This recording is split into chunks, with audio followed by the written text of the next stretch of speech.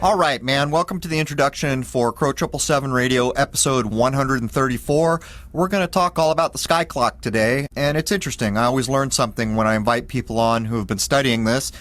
Many people come along and they say, oh, you don't know what you're doing, this, that, or the other thing. We ran into the same thing in the law series, and we concluded that there's more than one way to skin a cat here, and a lot of it has to do with human perception. But Michael Joseph goes in great depth into the Skyclock, and in the second hour we begin to tie demonstrative things to world events to demonstrate why people should pay attention to this and why it matters. Anyhow, let's jump in with Jason Lindgren and Michael Joseph and talk Skyclock for a couple hours. There it is, man. And again, there's a lot of meat and potatoes in hour two. Cheers. All right, man. Welcome to Crow 777 Radio. This is episode 134. Today, Jason Lindgren is with me, and we have a guest, Michael Joseph. We're going to be talking a lot in the first hour about what I call the Skyclock. So many people have come to think that the sky above us doesn't mean a darn thing. And that's partially because modern science gets people thinking this way. And so much of what's called astrology has been made to be ridiculous. And a lot of what we're presented with is ridiculous. The truth is we have proof that the sky clock matters. First of all, if we want to place the sun, we have to understand the zodiacal signs because that's how we place the sun. Secondarily, anyone in this world can understand that plants are wholly controlled by where the sun is in the course of a year. Plants are the carriers of life essence, and I'll let you put the rest together. But anyhow, welcome, Jason. Good morning, Crow.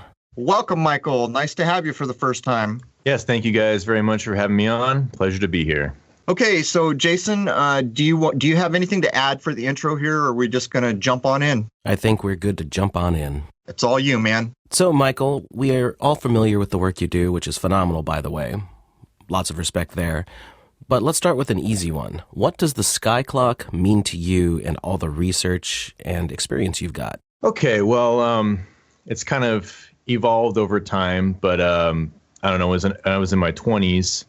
I randomly got exposed to astrology, and at that point, I was like anybody else. I was just thinking, oh, sun signs in the newspaper, and that's just the dumbest thing ever. And, you know, I always just kind of had a skeptical, sarcastic tone towards it. And then I got some information that's based on more deeper readings of natal charts, and it kind of hit me like a ton of bricks. I was almost kind of in shock about some of the things that were really true about, you know, my life and things like that. So from there, I just kind of had like a mild interest. And then over time, things evolved. I started looking to some quote unquote conspiracy things.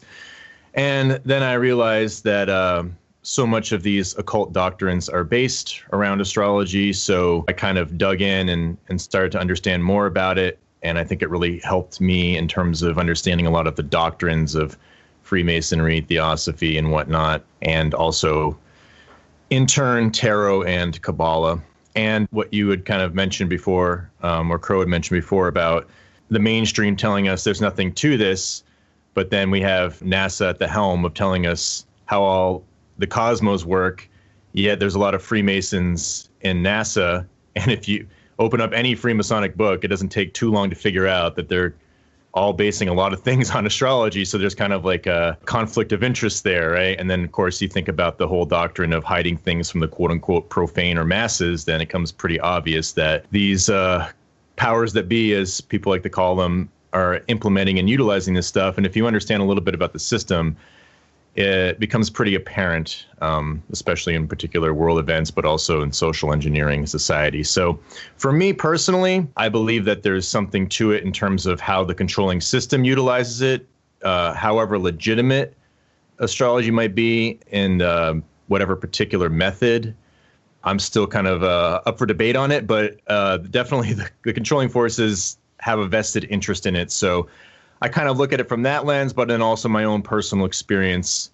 And my whole thing is that there's a lot of different kinds of astrology, some that I just completely don't agree with, or I just don't want to be involved in for a moral or personal beliefs kind of thing. And then there's also different philosophical or quote unquote spiritual ideas or systems that you could apply to the nature of astrology. So it's pretty complex. It's not like one idea of it is set in stone, but like I said, I think that there's something to it. And obviously the idea of the cycles of the above manifesting things on the below, however that might work, or however our involvement in it is through free will, or some people think that's an illusion. I personally believe in free will, and I think that that's a big part of a lot of this stuff. So that's kind of my general synopsis on it. I think that there's a lot of layers, a lot of complexity to it, and I think if you understand some of those complexities, you can make a better informed decision on what do you think about it as a whole, rather than being caught in the whole like newspaper horoscopes things. Well, a lot of that's very well said. Much of that, I will point out that in hour 2, we're going to flat out draw the lines that we cannot draw in hour 1. But in some ways, talking about astrology, or what I call the Skyclock in any way, is a bit like when we did the law series. You're just going to have one person after another come in and say you're doing it wrong. And in the research that I've done, I understand wholeheartedly that we have forgotten as a civilization so much about what the sky does for us. And as you pointed out, almost everything Masonic, I mean, they openly admit it now. They didn't some years ago. It's all about tracking the sun through the acceptable year of the Lord and these types of things. But for me, I drew the line where I couldn't be swayed away from it anymore in my garden and growing bamboo. Something as simple as the Farmer's Almanac. And I would, everyone out there can still go get a hold of a Farmer's Almanac. I've tested so many of these things. When I first read that planting a seed because the moon is here or there, I thought, yeah, right, hocus pocus. There's truth to it. I've tested these things. The simplest way for people to do this is to simply harvest herbs when the moon is full. Quite often, depending on the herb, it will be more potent at that time. And then there was a whole thing in bamboo that really clicked me over all the way, where many kinds of bamboo, when they seed, they die shortly thereafter. And what happens typically is when a certain species of bamboo comes into seed, it seeds everywhere, all the way across the world. And that's when I really started paying attention. But I just like to add here, it was the garden, my garden, that showed me these things are not hokum and they do matter. And since plants are living things, we can relate to them in that way. Anyhow, Jason. So, Michael, what was the thing that caught your attention as far as getting into studying the occult and all of this? Was there an aha moment for you? Because you said you went from seeing the sillier aspects of astrology in the newspaper to realizing there's something to it with occult studies, but what got you from that point to the next point? Well, I guess the beginning phases of me being interested in astrology was just admitting that there was something there and to it, but I just sort of dabbled, for lack of a better term, here and there, and just understanding it like I'd get a free birth chart printout online, and then I'd look up the different placements, like, oh, my Saturn is in Libra. What does that mean? And I just kind of just take it in, not like completely being invested in it, but just, okay, this makes sense to me in relationship to my life. This doesn't. And when things didn't line up, I'd, be honest about it. And I still am that way with a lot of this stuff. And then the transition into kind of like the truther realm with it was, just my awakening process in general. And then realizing that so much of what goes on in our world is being driven by spiritual or religious ideologies. But that's the nature of the occult. It's hidden.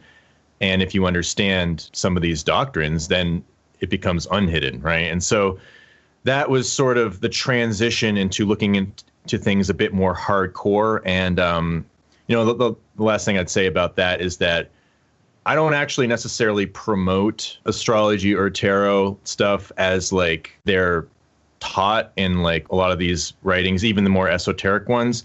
I have like my own personal issues with certain philosophies and stuff like that. But that's just my understanding of it. And so I'm kind of in an interesting position where I think about these things a lot differently than most people do. But I do read from a lot of particular writers and doctrines and people's positions on them to kind of flesh these things out and separate wheat from chaff and stuff like that. So the last thing I'd mention also is that I utilize Western astrology, but I understand the distinction between Western and Eastern. It's sort of like a particular mindset, or it's like a different lens. And so they're kind of seen as the same, but it's sort of like, I guess you could think about it as like one that's more tied to the physical world like Western astrology, and one that's more tied to the idea of a metaphysical world that's like less tied to creation. So, for example, the Western astrology is more tied to the seasons and geometry, and then the Vedic one is more tied to the actual constellations, granted that they divide it up into 30 degrees, where the actual constellations vary greatly in how big or small ones are. For example, like Virgo is a very big constellation. So there's this sort of like interesting connection between geometry and angles of particular signs and divisions, and then based on the seasons in the West. And I know that you guys have talked a lot about suspicions about equinoxes and stuff like that. But either way, I find that the Western is more useful for applying a lot of these events that we might be talking about. I think the correlations are more there, but I do think that the quote unquote elites view it from both angles or both sides of it, if that makes sense. You know, you made some key points there, to be sure. And Jason and I have covered at times the idea of the precession of the equinoxes, the so-called precession of the equinoxes, and why the hell is it that when we look at the sun at the vernal equinox, that's not the sign that the age that we're supposedly in. I know certainly, or I can demonstrate outright, that the zodiacal stars or constellations we see now have been changed. Very few people are aware that what we now call Scorpio was once a lofty eagle. Everything about Scorpio has a negative connotation as you're falling into the winter months. But as an example, the two stars in the claws of Scorpio, and I'm going to make a wild-ass guess here, Zubin el-Shanubi and Zubin el-Janubi or something they're called. Sounds good to me. Yeah, something like that. I probably got it wrong. I'll hear about it. Those used to be the scales in Libra. So things have certainly changed. And then there's the whole idea that there was once 13 zodiacal signs, which I don't think is really dismissible. It's just that there's no evidence that we can find. I've gone through so many old manuscripts, but we all know that a 13-month division, and I'm not going to lead us down this road, using the moon is a much cleaner division of the year. But I think you make a key point here in understanding there's something to it, but further understanding there ain't apparently any one single roadmap that'll teach you how to get there. And it seems as a society, we've lost so much knowledge about it. For sure. And I think that, like for me, when there's a correlation, I just might not understand the mechanics of how it might all work, because I'm looking at it also from more of a psychological and sociological understanding, because there's a lot of, in the zodiac system and the planets and what they represent, there's a lot of things that you can tie to human consciousness and relationships in there. And I might not really be very well versed in a lot of the stuff, like especially like you are, just like cosmology and stuff like that. When it comes to science and physics and things like that, my eyes kind of glaze over. That's not my strong suit. But when I can get the kind of philosophy applied to particular things, and then I can see when an event takes place with particular alignments, and then I see what was presented in the event by the media, I'm like, wow, there's some very, very strong correlations to this or that. But of course, you kind of have to understand the system of astrology, which is really based on a lot of hierarchies and rulerships. Right. For me, I've gone back through the oldest texts I can get my hands on. From my point of view, what NASA tells us a planet is not how I view it. I view all planets, the sun and the moon, as what's called a luminary. And this is reflected in some of the oldest teachings we can get our hands on. And the best you can do is try to apply common sense, try to find these things across multiple sources. And I always heavily favor what I call things before the modern edit, things like Manilius and these other ideas. But a lot of these ideas are being put forth by men who we are told were in important positions, like a Caesar or something. And below all that, whether or not the historical timeline is accurate or not, it all ties to the four elemental idea that we cover so much here, that is basically the basis for everything we're talking about once you get into it. For sure, definitely. And I think that that's a key thing to remember. There's a system that's presented and you can read, but just like with anything, you have to kind of test that and see what makes sense. And that's it's a difficult process, you know, figuring out, am I asking a fundamental question, like an elephant in the room question? There's something not quite right about that, but I'm being told otherwise, or you know, do I have a lack of knowledge that I don't understand it, or is someone trying to pull a fast one? And that's kind of like the challenge for everybody. You know, you have to keep your pride in check, but at the same time make it an assertion when something is not right and be confident in that. So, it's kind of the struggle of us all here, I think. Well said. I'm with you all the way through that. So, Michael, from what you've come across, what do you think is the reality of astrology, and how much do you think it is used in real-world events by the people who plan these sorts of real-world events that go on? Well, I think there's kind of like a twofold component to it. There's two polarities: a real, actual metaphysical influence, however that might be, whatever the quote-unquote planets are, the lights are. Is there an actual influence on the nature of our lives or humanity as a whole in a macro and microcosmic kind of way? And is there also perhaps on the other end of the spectrum, this gets into more like natal chart, psychological astrology, you could make the argument that there's sort of like a Rorschach test kind of association where you're taking a particular set of attributes, archetypes, relationships to human function in our society and life, and are you assimilating them in a way that makes sense to you to fit your life? But through that, it's kind of aiding you in self-reflection and thinking about, okay, this, the sun or Saturn represents my relationship with my father, or a more parental or masculine side of things.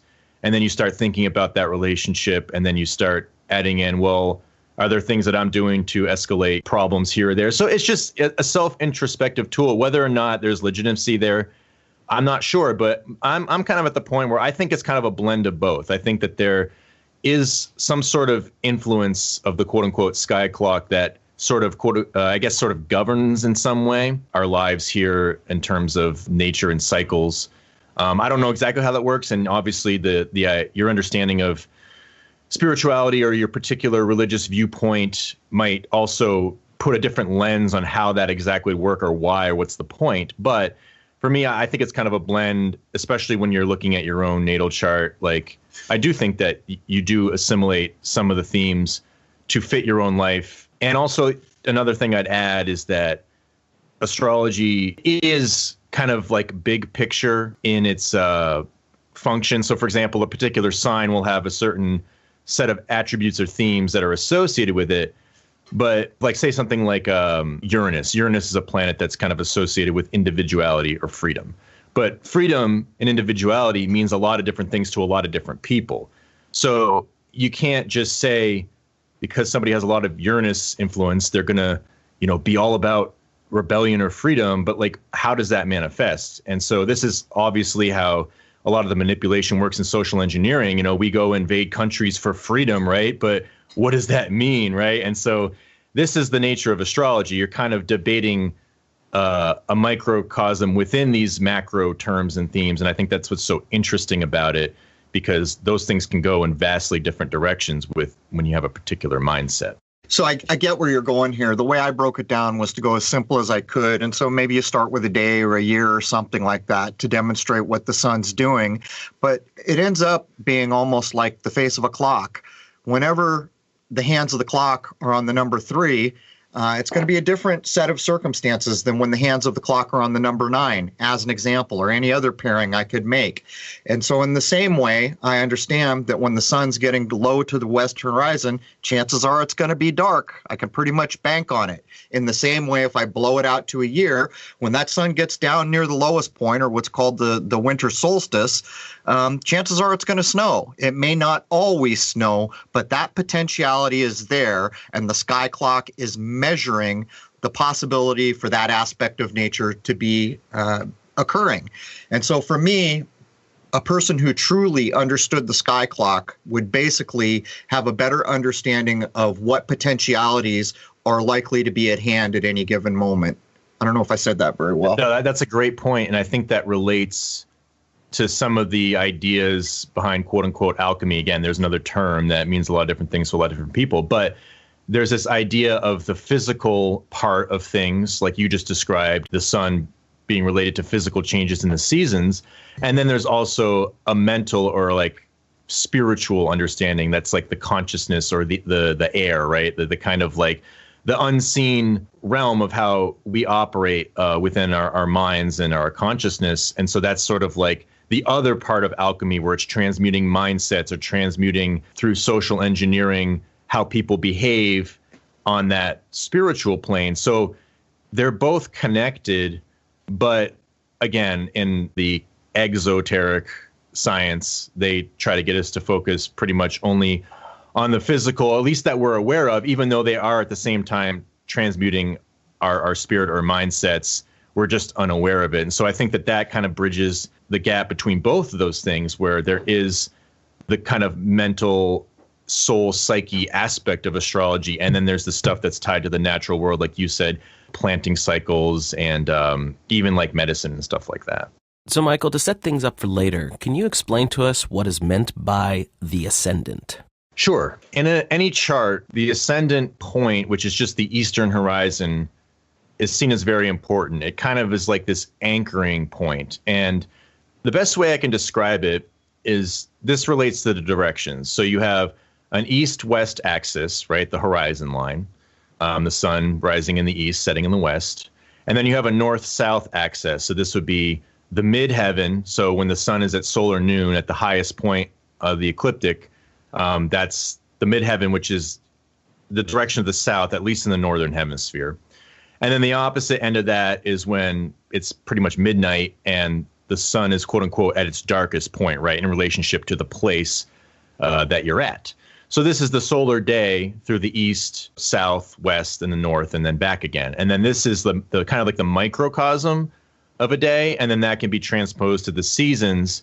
So the east is like the spring, the sun rising, and then the midheaven or the south is like the summer, right? The sun is at its highest potency, exalted in the heavens, right? And then the west is fall, and then it goes into quote unquote darkness at the winter solstice, and that relates to the northern part of the ecliptic in a natal chart. So there's a lot of that encompassed in a chart, and so it's like a coordinate system of the north, south, and east-west axis that defines the point. And this is what that ascendant point, I kind of relate it to like the bases in baseball. The bases don't really have any power in and of themselves. They're just points on a field. The players, or quote unquote, the planets, right? They have the power. And so, but the thing is, when the players are interacting around these bases, that's where a lot of the most important stuff happens. That's where like the meat of the game is surrounded around those 4 points. So this is really important in a particular event.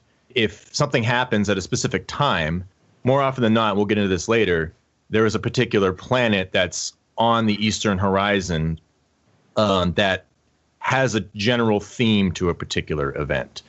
So I just give a quick example. The Apollo 11 moon launch, they launched that at a particular time where predictably the moon is on the ascendant, right? This whole event is about the moon. It's what you want to bring into the consciousness of everybody watching it or partaking in it.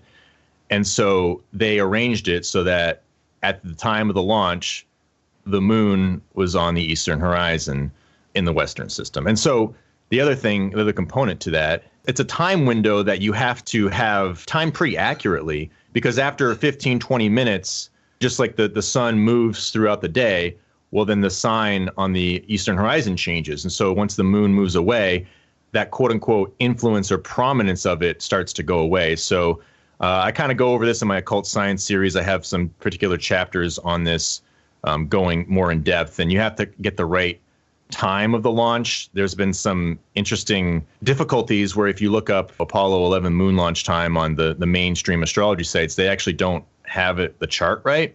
And I wonder if that's by design. I don't really know, but I kind of had to go through some hula hoops to try to rectify exactly when that was. But when I did, sure enough, the moon is right there on the eastern horizon. I can elaborate more on that, but I don't know if you guys wanted to reflect on anything before I get too detailed about it.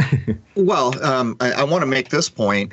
So many minds out there will be skeptical about so much of what we're talking about. But in truth, what you're talking about exactly reflects the real, actual, true nature of what's going on in the world. And to put that into context, you mentioned solar noon. We've all been convinced literally that when we look at our iPhone and it says it's 12 in the afternoon, that's noon. It's not. It is not. That is a man-made not even attempt to come close to getting it right. It's an arbitrary division of a day. And you pointed out the actual truth of it is when solar noon or the sun at its apex, that is the true unarguable division of the day. And almost everything you just spoke about fits into that same category. Unarguable, that's where it is now. You can look, you can verify it. But I don't have a problem with going any further down this road if you'd like to. Maybe I'll just touch upon a couple quick things on it, and then we can move on. This Ascendant Point, it basically, it marks the house system in astrology. And just a really quick analogy, the house system is very individual to the event or you. And this would be like the micro of your life. The house system relates to the position on Earth. So it's more earthly, of the earthly nature, your own individual personality. Things related to the Earth are more subjective in their philosophy, like the moon, the Earth. It's got that emotional nature, right? And emotions tend to be more subjective. That's why people saying some people's emotions are clouded. Sometimes they aren't able to have the right reason, right? And so then the macrocosm, that's like, well, at 1 o'clock on this particular day, the moon is in this sign for everybody across the Earth. But at that ascendant point, it's unique because that house system won't be the same for everybody. So that is just a quick way to kind of express the importance of the time and location, is that ascendant is sort of like this entering point. And the last thing I'll mention about it is like the basic understanding of it is it's what's conscious.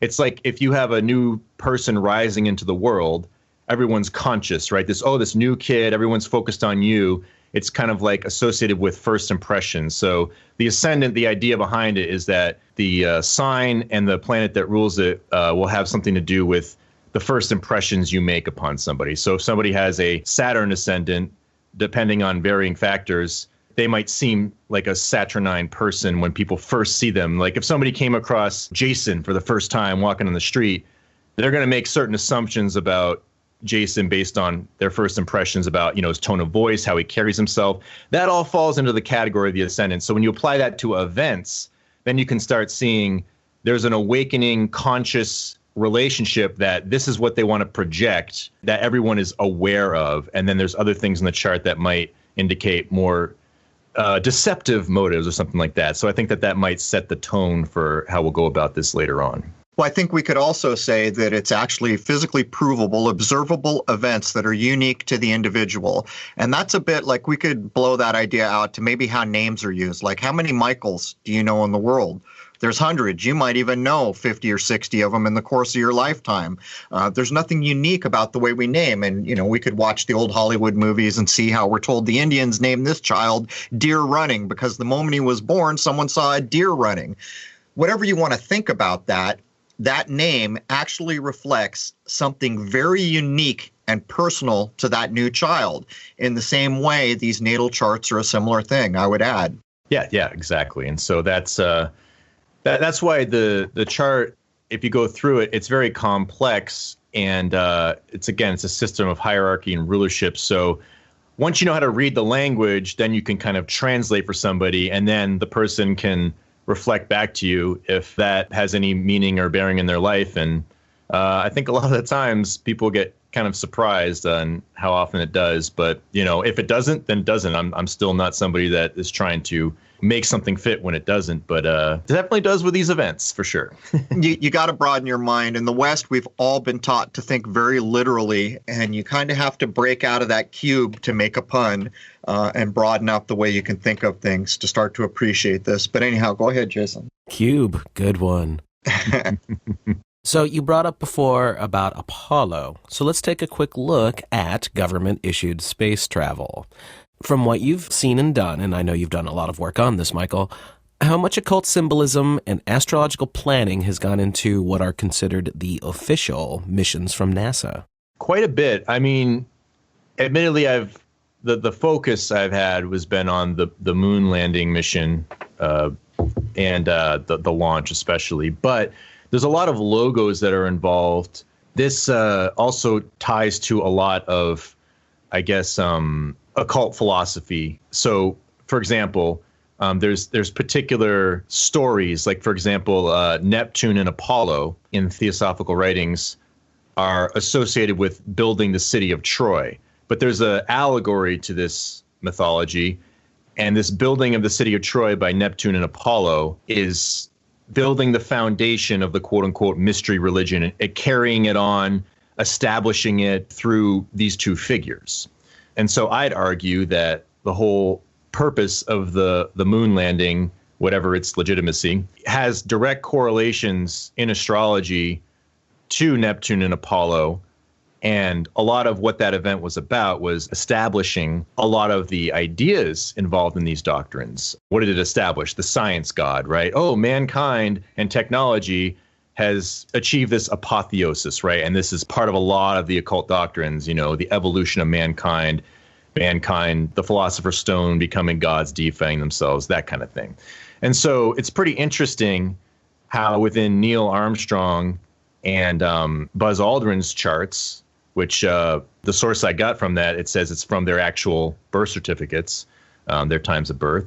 It's pretty interesting that they seem to be these Neptune and Apollo figures, because when I was talking about a planet being on the ascendant, that's important. But that whole axis, the north, south, east, west axis we talk about, if there's any planet on any of those axes, then they become prominent in the chart. And so interestingly enough, the only planets that either of them have in their charts is Neptune and Apollo, or the sun being Apollo.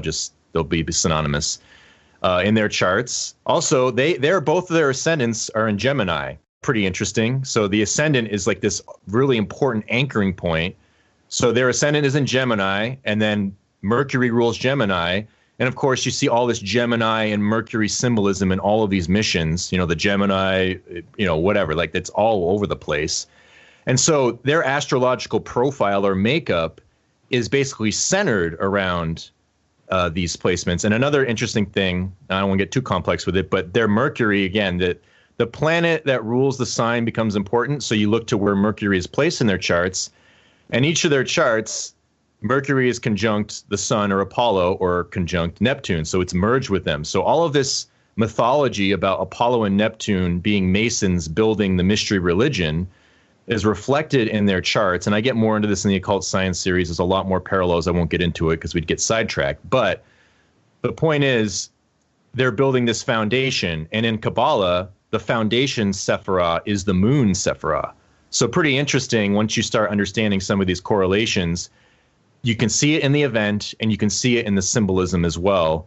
And not to mention the whole idea of the eagle being related to, like Crow said earlier, Scorpio. There's a lot of correlations to the sign of Scorpio, or the house of Scorpio, the 8th house in their charts as well. So if you go through the charts, it's just like the eagle, the moon, Neptune, and Apollo is just written all over it. So were they selected for that specific reason to fill this mythology of Apollo and Neptune building the quote-unquote mystery religion for all of mankind to see through this apotheosis event? I like that you put the hand of man behind all this, because when people begin to get the glimpse that you're starting to allude to, it's overwhelming, man. The scope, the detail, the number of years or even generations where all these lines could be drawn right through. So many people say, well, it's pretty clear now. We're all living in a computer program. A human being couldn't do all this. And I'm not downing anyone from going that direction, because it is overwhelming. And when you begin to try to figure out how could any of this be done in the first place, eventually you will probably come to the common sense conclusion that there are very old families or very powerful organizations that never lost any of the Skyclock information. So what we are viewing with new baby eyes has actually been going on the whole time. I mean, what do you think about all that? Oh, yeah, for sure. And that's the kind of thing, and I know you guys kind of talk about this a lot. It's like helping people deal with this information without destroying their lives, and I think that one thing that's really important to remember is once you wake up to this stuff, it's new to you. It's not new to the history of the world. So have some comfort in that these things have been going on. So don't get overwhelmed with a sense of fear that all of this has just started to suddenly happen. You know what I mean? It's just like Good point. Even when you were younger and you saw things not being as bad as they are now, like for me, back when we used to still talk to our neighbors and we didn't all have iPhones, and I could go walk in my neighbor's house and not even knock and hang out. these things were still going on during that time. So I think that what you just said is a key point to all of this, and not letting people be overwhelmed by the depth of it, because this is just kind of the nature of our world. And, we can have a healthy relationship to it where we don't be overcome by the fear of it all. Perfect. I couldn't have said it better. There's absolutely nothing to fear here. And I get so many emails from fearful people. And I point out immediately, if you logically look at this, nothing has changed from the time you were 5 years old. The only thing that has changed is what you know. The world has not significantly changed. It's just that, unfortunately, the school we go through didn't tell us about all these other pieces of the world that apparently very old families knew about the whole time. But good point. There is absolutely nothing to be afraid of. There just isn't. So, Michael, do you think it's obvious that NASA went from Mercury to Gemini to Apollo? Yeah, I mean, that's pretty interesting that these are sort of alchemical terms or processes. It's based around Mercury, obviously, and you guys talk about that a lot. It's this kind of like binding agent of the salt and the sulfur. And, the Gemini twins represent that on some level, the two pillars of the duality, the male or female principle, stuff like that. And then in these processes, you have the Mercury through this transmutation process. And then, of course, a lot of this stuff is based around the sun and dying and resurrect, because the sun is really like the kind of like the spirit. In astrology, it's associated with the future, what you're looking forward to. And so if you tie that to kind of science, it's sort of like there's always this evolution of man tied to it, right? And this is part of the alchemy where you polarize things, you put them in the two pillars, and from their kind of twisted mindset, it seems like they want to create a bunch of chaos, because out of that chaos, they think it ferments evolution or moving towards a particular goal, one that they're setting. And that's how you transmute mindsets. You polarize and then you synthesize, and that's the point of the caduceus and the serpents separating then synthesizing. And the point is that you're going all the way up to the desired perfection of the magician. And it's no coincidence that the magician card in tarot is associated with the planet Mercury. And so I think that this is all part of the process of science transmuting our mindsets, where we have the science gods of deGrasse Tyson and Cosmos and, all of those figures. And they're secretly indoctrinating you into a religion and you don't even know it. But of course, they keep it on the physical plane, the Darwinian evolution of just the physical nature, where a lot of these doctrines are tied to evolution, but they're looking at it from a spiritual lens. But just because it's spiritual, that doesn't mean it's good. It could be bad spirits, Well, I think that's a good point. Science, in many ways, in the modern era, what it's come to be is restrictive. It teaches us all to be literal, and it keeps us in the cube. And that's not meant to be a pun. That's meant to be a literal statement. They keep us boxed in to this mindset, to this way of learning, to this way of understanding that prevents the average mind from even considering much of what we said here. And as I've said so many times, at the base of what science is, it has no concern for the natural world. And the truth is that everything we're really trying to address here, the foundation for that is the natural world. Yeah, and they're trying to, it seems, transmute the natural world into what they desire it to be. And that's, gets into all the transhumanist stuff and the crazy gender things going on and all of this chaos. And it's sort of like that's the process of alchemy from that lens is taking a natural order of things and creating a new order out of it, and that's just the MO of the order out of chaos axiom. Agreed, except they've gone a step too far, where it appears that not only are they intentionally replacing nature with a synthetic version of reality, they refuse to recognize that nature is perfect from our point of view, and the things men and women do, they're not perfect. So there's all that. Mm-hmm. So, Michael, tell us a bit about the tarot and what you feel are important aspects of it. Well, as far as I understand it, I've read extensively on it, but mostly through this guy, Paul Foster Case. He designed the BOTA deck, or Builders of the Adytum. And he wrote a book accompanying his particular deck. And again, I'm not like somebody that's necessarily promoting tarot per se. I'm just looking at the symbolism, and it's all tied into this stuff. So basically the tie into this is that every single card has a correlation to a particular zodiac sign or a planet, and also an element aside from Earth.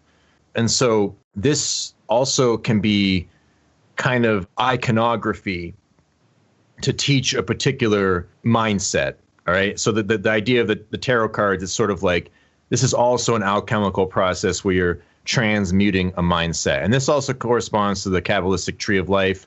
There's 22 pathways. So each card is assigned a pathway, but back to more older Hebrew Kabbalah, it's tied to zodiac signs, and the Hebrew letter is tied to a specific sign.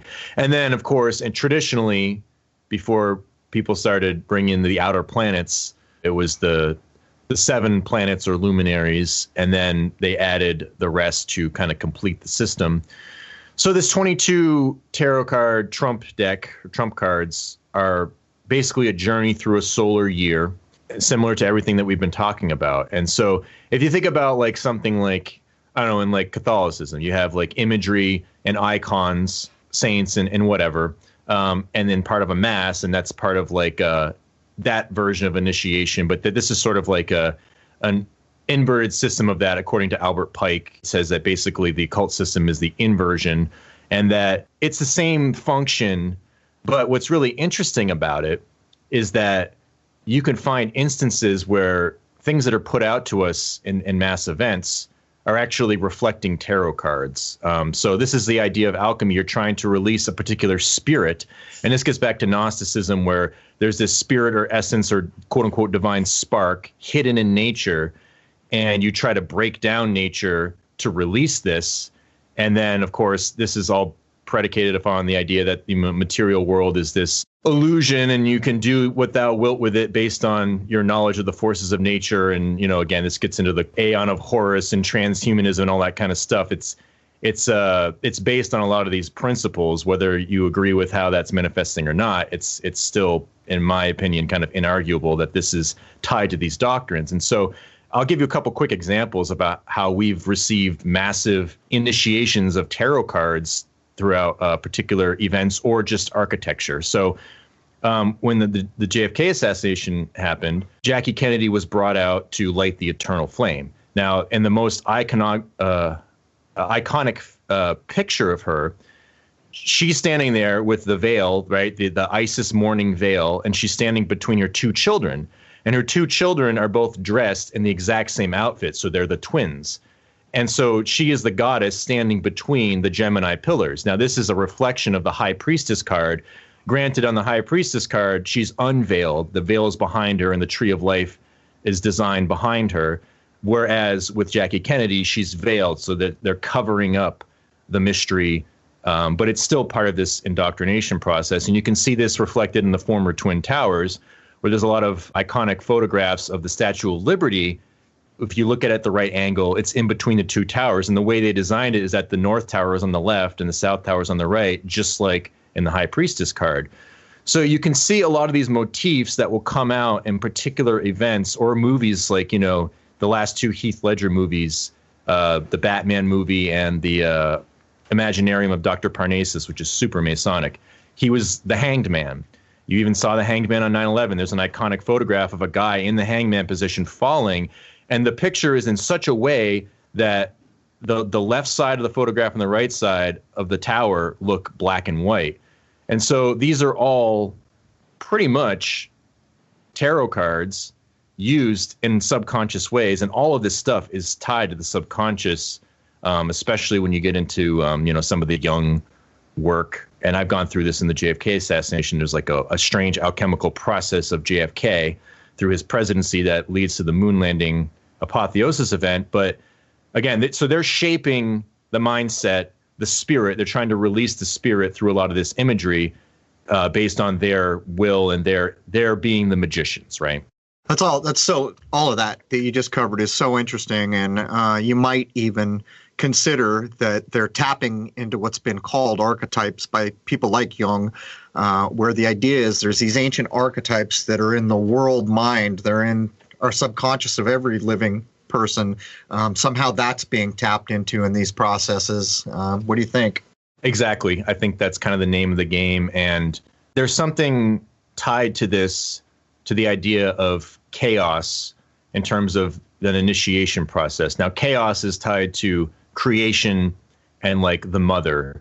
So in this, like, Crowley rituals, the Night of Pan, stuff like that, the idea is you go into this chaos and you rebirth a new consciousness. So the chaos ties back to the chaos of Genesis, Tohu Vabohu passage, where it's like chaos is on the waters of the deep during the creation story. And so there's this idea of returning to this chaos, which is supposedly this subconscious matrix of all potentialities blended into one in this chaotic mess.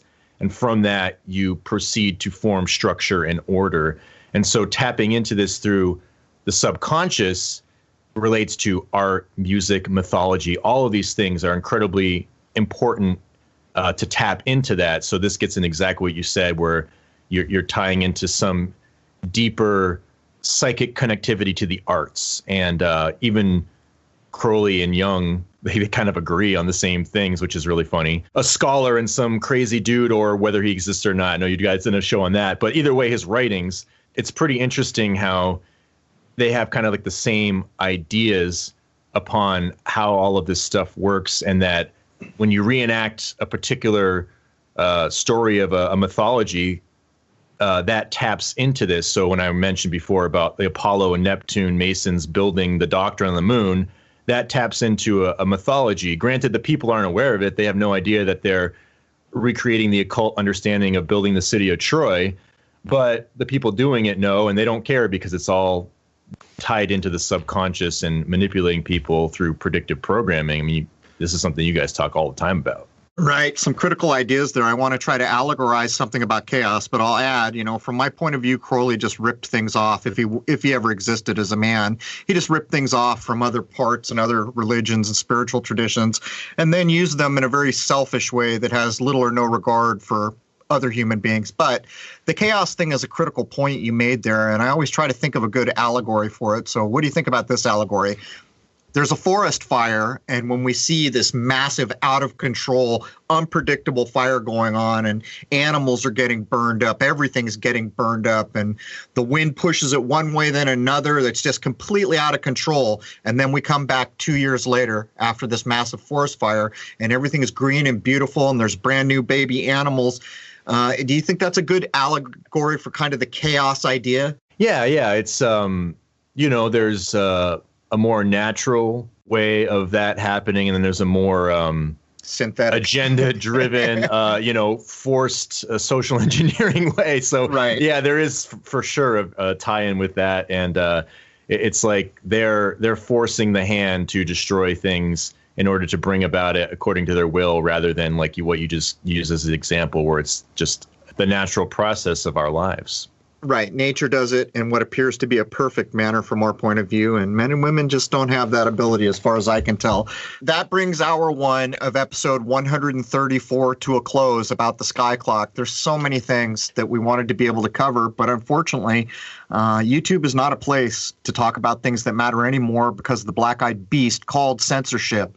And as much as we may regret that, it is what it is at this point, and I don't think there's any denying it. In hour two, we're going to take the Skyclock ideas and we're going to tie them to an endless chain of events. And anyone who's ever gotten into this, it becomes astonishing at a certain point of realization. But anyhow, we hope to see you all next week. And again, hour one of episode 134 to a close. See you all next time around. Cheers.